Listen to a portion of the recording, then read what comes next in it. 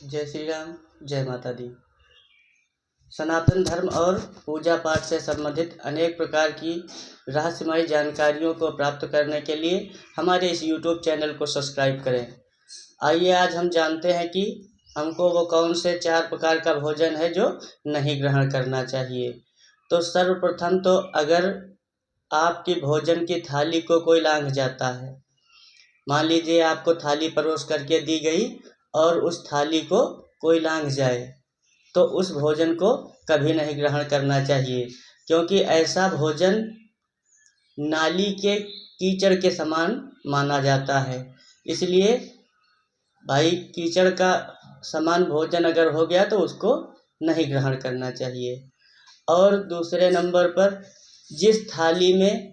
जिस भोजन की थाली में ठोकर लग जाए, चाहे पैर से लग जाए या किसी चीज़ से ठोकर लग जाए, तो उस भोजन को भी नहीं ग्रहण करना चाहिए, क्योंकि वो भोजन विष्ठा के समान माना जाता है और अशुद्ध माना जाता है। इसलिए ठोकर लगी हुई थाली का भोजन भी कभी नहीं ग्रहण करना चाहिए। और तीसरे नंबर पर जिस थाली के भोजन में या भोजन करते समय अगर थाली में भोजन में बाल निकल आए, तो उस भोजन को भी नहीं ग्रहण करना चाहिए, क्योंकि ऐसा भोजन ग्रहण करने से दरिद्रता आती है। ये दरिद्रता का प्रतीक माना जाता है। इसलिए जिस थाली में जिस भोजन में बाल निकल आए उस भोजन को नहीं ग्रहण करना चाहिए।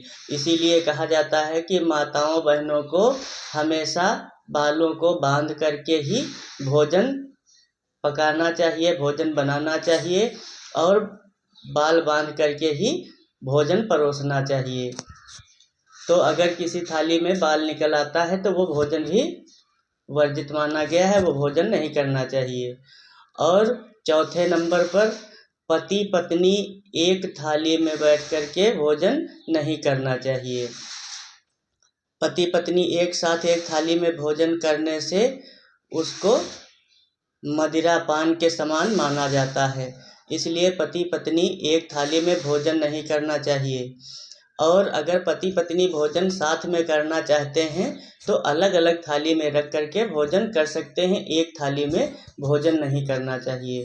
और जो स्त्रियां अपने पति की थाली में यानी पति के भोजन करने के बाद उसी थाली में जो भोजन करती हैं, वो अखंड सौभाग्य को प्राप्त करती हैं।